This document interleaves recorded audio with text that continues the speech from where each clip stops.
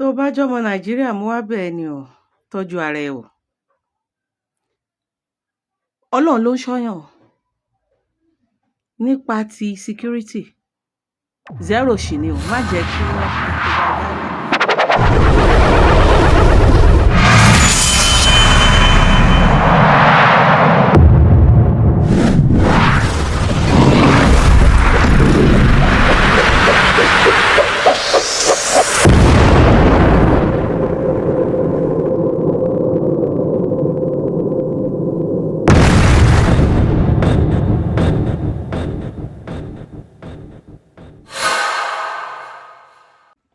Yes, ẹ kálẹ̀ ẹ̀yin ènìyàn wa, mo kí wa nílé lóko níbikíbi tí ẹ bá ti ń gbọ́ mi.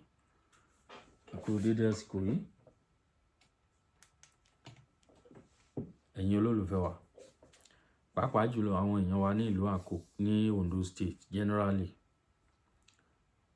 Fídíò tí mo fẹ́ fi hàn wá ẹ̀ ó ṣe pàtàkì. Mo fẹ́ kẹ́ listen. Sister wa Mewolaka ló ṣe fídíò jáde. In fact, she speak my mind. Gbogbo nǹkan tí mo ní lọ́kàn mo ti sọ pé mo fẹ́ ṣe fídíò látàná. Nígbà tí mo rí fídíò yìí mo shock pé ẹ̀mí ni Ọlọ́run. Ondo State at 50. Ondo State at what? At 50. Ondo State was created 1976. Bákan náà ni Ọ̀yọ́ State àti Ogun State. Ẹ jẹ́ ká compare wọn sí ara wọn. Báwo lọ̀bọ ṣe ṣe orí tí náà kí o ṣe? Gbogbo ẹ̀yin ọmọ Ondo State mo fẹ́ kẹ́ farabalẹ̀ kẹ́ wá gbọ́ mi o. Ondo State is one of the richest states in Nigeria. Àwọn Ondo State ló ní resources jù ní Nigeria. Kì í ṣọ̀rọ̀ òjòrò, kì í ṣọ̀rọ̀ àsọdùn. Ẹ lọ ṣèwádìí àwọn nǹkan àlùmọ́nì tí Ọlọ́run ṣe sílẹ̀ Ondo State. Mo rí fọ́nrán kan láàárọ̀ ó dùn mí pé mi ò save fọ́nrán yẹn. Ẹ wo bí ẹja bọ́n ṣe ń kó ẹja nínú omi ní Ondo State. Ẹja tó wà nínú odò ní Ìlàjẹ níbi tí bitumen wà ó lè bọ́ gbogbo Áfíríkà. Àwọn èèyàn máa ní mo hype ẹ̀. This is not about hyping. Honestly, reality ni. Ẹ mọ̀ pé gbogbo nǹkan àlùmọ́nì wa tí ó ti di ti federal government. Gbogbo nǹkan àlùmọ́nì Nàìjíríà bí epo ni o. Bitumen, the second largest bitumen in the world. Àwọn ìlú òyìnbó tá à ń sá lọ lénìí. Àwọn ìlú òyìnbó tá à ń sá lọ. Most of àwọn resources wọn ní nǹkankan. Most of nǹkan tó mú wọn live nǹkan Áfíríkà ni. Òun ló ń gbé wọn dúró. Ẹ máa já. No hospital. Ẹ wá gbọ́ nǹkan tárábìnrin sọ nípa FMC. Federal Medical Center of Ondo State.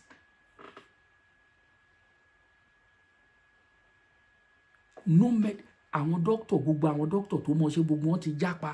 Àwọn tí wọ́n ti jápa they are preparing to jápa kúrò nínú ìlú. Nítorí pé kò sí nǹkankan. Àwọn tó mọṣẹ́ gan ṣé wọ́n ní equipment láti tọ́jú àwọn aláìsàn. Àwọn èèyàn ń kú ṣeré. Hospital tá a gbójúlé ní gbogbo Ondo State nìyẹn. Ẹ jọ ẹni tó wà conscious, ẹni tó lázìn, ẹni tó ní gidi tó máa ń gbébọ̀ látàkókó kó tó dé Ìkàrẹ́ àbí kó tó dé Ọ̀wọ̀ ṣé kò ní ti kú sọ́nà, kó tó dé Ọ̀gbẹ̀sẹ̀ ṣé kò ní ti kú. Ẹ jẹ́ ká kọ́kọ́ wò. tọ́jú ara ẹ o ọlọ́run ló ń ṣọ́yàn o nípa ti security zero ṣì ni o má jẹ́ kí wọ́n fi propaganda àbí irọ́ tàn ẹ́ jẹ o zero la wà o ọlọ́run ló ń dáàbò bò wá nìyẹn kọ́lọ́run ṣàánú wa ṣùgbọ́n eléyìí tí mo fẹ́ kó control gangan tó jẹ́ iná tó ń jó lórí kókó gangan ó ní ìlera ara ẹ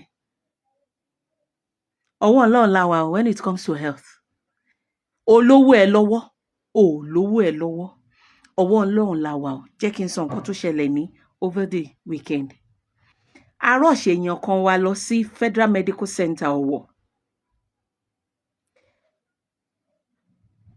díẹ̀ ló kù kó ní cardiac arrest nígbà tá a máa dé emergency a bá ọ̀pọ̀lọpọ̀ tí wọ́n ń jẹ̀rora ẹni tápá ẹ̀ kán ẹni tí ó láksidẹ̀ǹtì you understand ibẹ̀ náà la wà tán ti gbé àwọn ẹnìkan tó mu poison tó gbé poison jẹ tán mu dé but one thing tí mo observe ni wípé àwọn tó ń gba káàdì tó ń fúnyàn ní káàdì tó ń gbé fáìlì àwọn tó ń gba owó mi ò mọ orúkọ tó ń pe gúrùpù yẹn ní hospitals wọ́n ti wà on strike kò yẹ gbogbo ẹ̀ wá di wọ́lùkọlù àwọn kọ̀ọ̀kan tí wọ́n ń wá láti ilé láti wá ṣe iṣẹ́ yẹn they were doing it based on empathy wọ́n ti wà on strike àwọn kọ̀ọ̀kan tó kàn wá wọ́n wá based on empathy wípé káwọn èèyàn má kú another thing tí mo notice ni wípé kò sí emergency ní Nàìjíríà sórí kinní tá a máa ń wò ní Nàìjíríà nínú fíìmù tó máa gbọ́ payún tí ambulance á máa lọ payún táwọn nọ́ọ̀sì á sáré jáde tí wọ́n á sáré gbé patient girigirigiri inú fíìmù nìkan ló wà kò sí ní Nàìjíríà o ojú mi báyìí ẹni tó mu poison tó gbé poison mu tó ń japoró ní orí bẹ́ẹ̀dì Ọlọ́run wọ́n ní kó lọ gba káàdì ní emergency ward wọ́n sì ń béèrè pé kí ló dì tó fi mú kò sí rushing o nítorí pé dókítà tó máa attend sí ẹ òun nìkan wọ́n attend sí èèyàn 6 lọ́wọ́ àwọn nọ́ọ̀sì tó ń ran dókítà lọ́wọ́ wọ́n ń kanra o they seem not to be happy with their job àgàgà kó tún wá jẹ́ student doctor ìwọ̀nba ló lè control àwọn nọ́ọ̀sì màmá àgbàlagbà mọ́ so ìgbà tó bá wá kàn ẹ́ ni ṣọ́ra ẹni tá a gbé lọ lẹ́yìn ìgbà tán ti wo bp ẹ̀ tán rí i pé high tán ní kán lọ sí cardio kán lọ wo ECG ẹ̀ Ọlọ́run 2 hours tá a ti ń dúró de ẹni tó máa tan generator wọ́n ṣe pé ẹni tó máa tan generator wá láti ilé nítorí they are on strike wọ́n ṣe ń bẹ́ẹ̀ ni ẹni tí wọ́n sọ wípé ó fẹ́ ní heart failure kí ẹni tó máa ṣe x-ray tó dé ńkọ́ nígbà tó débẹ̀ ńkọ́ kí dókítà tó máa review ẹ̀ tó máa dé ṣe wá rí lójú wa ń bì ní àwọn tó lásídẹ̀ǹtì nílẹ̀ lẹ́ǹbẹ̀ torí bẹ́ẹ̀dì ti kún nílẹ̀ lẹ́ǹbẹ̀ pẹ̀lú ẹ̀jẹ̀ náà ti ń stitch ẹsẹ̀ lórí ìjókòó ńbẹ̀ ní gbogbo ẹ̀rí yàmá ká tó bẹ̀bẹ̀ pé kán bá wa gbé èèyàn wa lọ sí VIP ní private hospital ní private section nítorí pé ó lówó ẹ̀ lọ́wọ́ ni not everybody can afford that. ó jẹ́ kí n wá ṣọ́ọ̀kì ẹ̀ sórí dókítà tá à ń bú tá à ń pariwo lé lórí pé dókítà dá wa lóhùn àti wà ń bí látàárọ̀ ṣé ẹ fẹ́ kó kú ni kìnnìkan tó jẹ́ wípé at the end of the day ó wá ọ̀nà tó squeeze ara ẹ̀ tó dá wa lóhùn ẹgbẹ́ èèyàn wa lòun náà wà nígbà tó fi máa dọjọ́ kejì wọ́n ti fóun náà ní bẹ́ẹ̀dì you know what oxygen ló ń lò kí ló ṣẹlẹ̀ sí ó ti collapse kí ló fà á ó ti overwork ara ẹ̀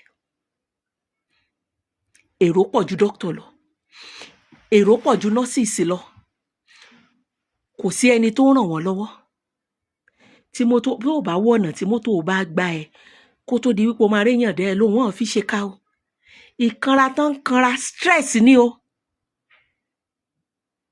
ọ̀pọ̀lọpọ̀ nínú àwọn tó wà on duty as nurses as doctors wọn tó bá lọ wo roll call wọn àbí kí náà ń pè they are not on duty o wọ́n pè wọ́n pé jọ wá assist ni o ní ọjọ́ yẹn gan as in ní ọjọ́ gbogbo àwọn òṣìṣẹ́ Federal Medical Center wà á máa gbọ́ nǹkan tí mo sọ wọ́n rí mi ń bẹ̀ ní ọjọ́ yẹn gangan ni wọ́n ṣe wake up service of song fún nọ́ọ̀sì wọn kan one of the most efficient nurse tó good tí gbogbo èèyàn láìkì wípé kò fi iṣẹ́ ṣeré kí ló ṣẹlẹ̀ sí ó délé ló rẹ̀hún o kan tó gbé lọ hospital ló ti kú o stress ló pa o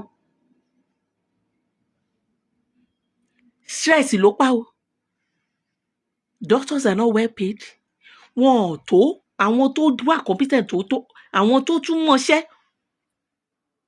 wọ́n ti jápa o àwọn tó kù tó mọṣẹ́ ń bí náà wọ́n ń to ìwé wọn wọ́n fẹ́ jápa o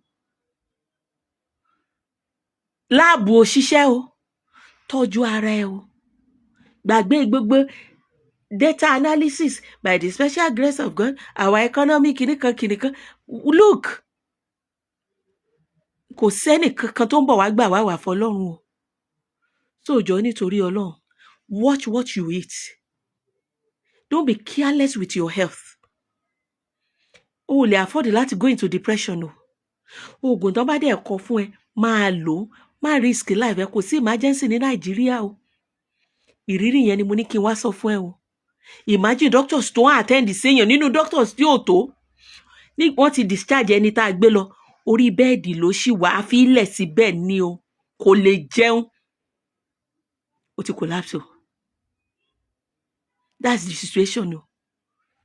Lọ bèrè lọ́wọ́ àwọn òṣìṣẹ́ Federal Medical Center wípé ṣé irọ́ ni mẹ́wàá lákà ń pa. Irú ọ̀rọ̀ báyìí wọn lè fi parọ́ o. Ní Ọ̀wọ̀, Ondo State ni mo ń sọ. So please, take care of yourself. Take care of yourself. Ire o. Sísítà mi á dáa fún ẹ, orí ẹ ò ní burú. Bí eégún tó léwèrè. Ẹ gbọ́ ọ̀rọ̀ tó sọ lárábìnrin. FMC la gbọ́kànlé ní Ondo State. No, nothing. Ẹ gbọ́ nǹkan tó sọ. Ó ní one of the active workers wọ́n ló kú nítorí stress. Wàá attend sílé. A máa sásòkè sásòdò. Ó dé lọ collapse, ó kú. Ta ló fẹ́ kú sọnù? Àwọn tó kù ń sìn wọ́n máa ṣe ra wọn jẹ́jẹ́. Wọ́n lè lómi nǹkan tẹ máa ẹ gbọ́ nǹkan tó sọ. Ṣebí gbogbo àná ló gbọ́ nǹkan tárábìnrin sọ. Ẹ jẹ́ ká farabalẹ̀ wò, ẹ jẹ́ ká gbọ́ nǹkan tó ẹ tún wò, ẹ gbọ́ nǹkan tó sọ. Ondo State at 50. No hospital, no road, no light, no single flyover bridge in Ondo State. Ilé tó wà ní ká sọ pé tó wà lọ́rẹ̀ kékeré yẹn. Wọ́n ṣe ọ̀nà wà nínú ìgboro Àkúrẹ́, ọ̀nà jákujáku. Tẹ bá rìn tẹ lọ gboro kẹ́ tó padà dé ẹ ti kun àtíkè nínú federal capital of a state tó lówó. Gbogbo nǹkan tí bàbá Adékúnlé Ajáṣin ṣe sílẹ̀ pápátá lẹ bàjẹ́. Gbogbo àwọn ilé iṣẹ́ tí bàbá Adékúnlé Ajáṣin, gbogbo àwọn company, gbogbo àwọn nǹkan tó ń ṣe sílẹ̀ dà, wọ́n ti jẹrun, wọ́n bàjẹ́, wọ́n bá gbogbo ẹ̀jẹ̀. Ilé ìbá débẹ̀ afẹ́ lọ bẹ̀rẹ̀ tiẹ̀, a ṣe dọ́nà àfínlẹ̀, a dé abandon project, èmi àdé afẹ́ lọ bẹ̀rẹ̀ tiẹ̀, àfínlẹ̀ a dé abandon project, èmi instead of them you are coming project tí ẹni tó kúrò ń bẹ̀ ṣe dọ́nà kí wọ́n continue kó complete ẹ̀ for where. Kò sí ààbò. Ajínigbé Ondo State jẹ́ ó wà lára state tí ó yẹ pé nínú a week ẹ lè ṣaláì máa gbọ́ pé nǹkan kan ṣẹlẹ̀. Ẹ lè ṣaláì máa gbọ́ pé nǹkan kan ṣẹlẹ̀. Ẹ̀yin ọ̀dọ́ ẹ máa sátẹ̀lé wọn, ẹ máa hélì wọn, ẹ máa para yín dànù. Wọ́n protest, wọ́n á yìnbọn sí yín. Just protest.